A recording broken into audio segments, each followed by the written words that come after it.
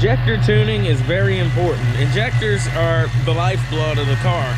Injectors are what get fuel to all 8 of those cylinders, 4 for those other guys who only got half. And it's a very important part of your tuning aspects on any fuel-injected vehicle, especially a Ford fuel-injected motor vehicle. Of course, one of the first and most important things is how much fuel pressure do you have? Here, I've got about 61, 62 PSI fuel pressure, and that's very important. I'm not doing vacuum reference in this car at all. As you know, I put LU47 injectors, and Ford provides data for high slopes, low slopes, injector offsets. These are all very important aspects of tuning your vehicle. Of course, your injector offsets are what give you the ability to change voltages and to have your vehicle continue to provide the same amount of fuel no matter what the electrical conditions are, within reason. Of course, also, if your vacuum referenced, your fuel pressure changes, and that's an aspect of the tune. Your high slopes are for your injectors, of course, when they're full tilt, and your low slope injector values are for those transients. And the computer or ECM decides what it's going to do with those with the breakpoint function. So that breakpoint function is very important whenever you're tuning. Of course, in here, everything is tuned in, so that's why I can get the throttle and you can hear her rev up and go right to idle like there's no problem. Hell, we'll go back here.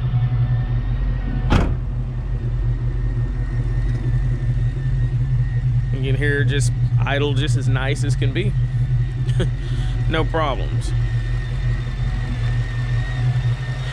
Our air-fuel ratio is dialed in. Of course, since our fueling is being controlled in closed loop by the injectors of by the oxygen sensors of the vehicle, everything is running just fine. Now we have an X pipe in here, so we're going to be changing the tune over to run on 1 injector only for that purpose. As you can see, air fuel ratio. Closed loop fueling is in full swing. It's swinging exactly where it needs to within the tune. You can make some slight adjustments to that as well. I don't tend to make any adjustments to those unless I absolutely need to.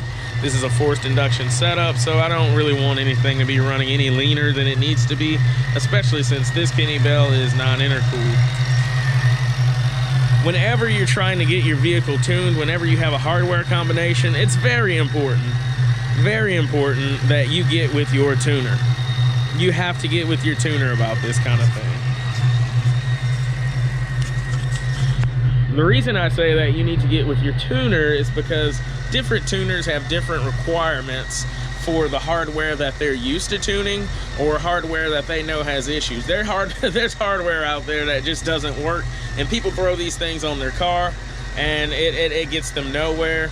The tuner has a hard time dialing it in, either because the part is inferior or the tuner doesn't have experience with those parts, and that's just not a good thing at the end of the day.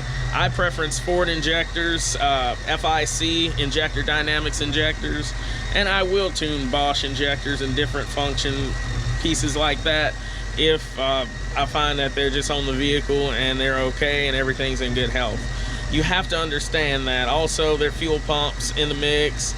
There are a lot of different fuel combinations out there, different types of fuels that people run. So I personally, as a tuner, I always suggest that you get with your tuner before you buy these parts. Don't buy these parts for your car until you pick a tuner. Get with that tuner and discuss with that tuner the things that you want.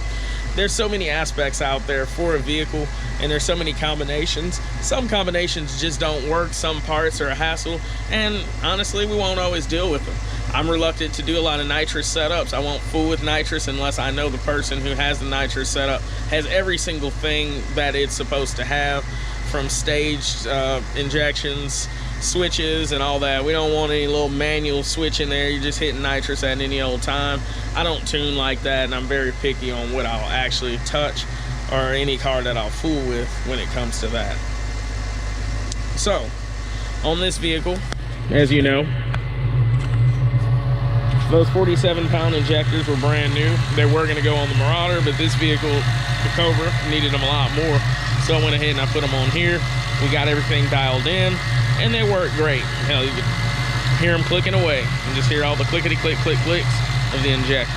So tuning your injectors, there are a few different things that you want to take mind of. Your fuel pressure has to be consistent. Your fuel pump has to be good. You have to have the proper filters.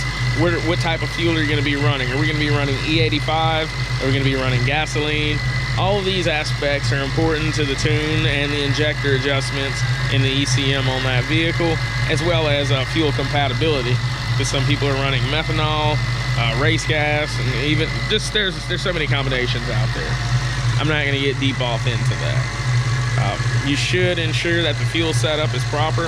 Of course, on here, I'm using an adapter in line to ramp the fuel pressure to 60 PSI for the atomization that I want. And that's why I have this set up that way.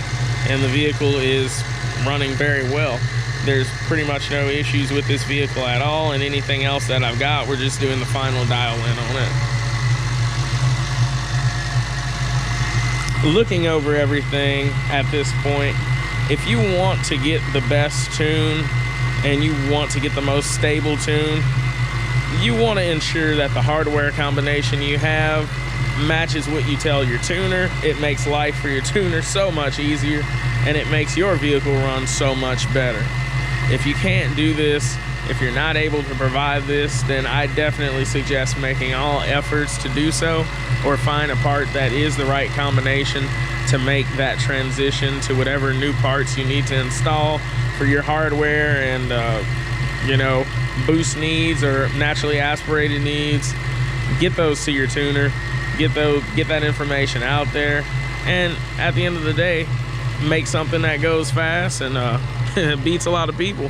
If you can't do that, then you're gonna always have a difficult time getting these cars set up, and that's not something that you want to deal with. So I always suggest make sure you get the best hardware combination you can for your vehicle. It doesn't always have to be very expensive, but this is an expensive game, and sometimes those parts do cost a little bit more. So if push comes to shove, I do suggest waiting on those components, or waiting to have the cash to be able to do it, because you don't want your fuel system, the most important part of your vehicle, to be lacking at that time where you want to win that race. Because if it lets you down, it can take the entire motor with it, and it's never a good look to have a $10,000 motor and $20 injectors, and your injectors or your fuel pump fails and you burn and blow a motor out. That's always unfortunate.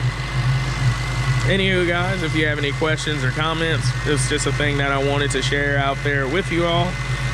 Hey, don't forget to smash that like button. Don't forget to subscribe. Don't forget to hit the bell for the YouTube algorithm to kick in and send you a video every time I upload. I'll be trying to do more uploads more often here as time goes on. So I hope you guys have a good one. And as usual, stay safe out there in Mexico and keep on tuning.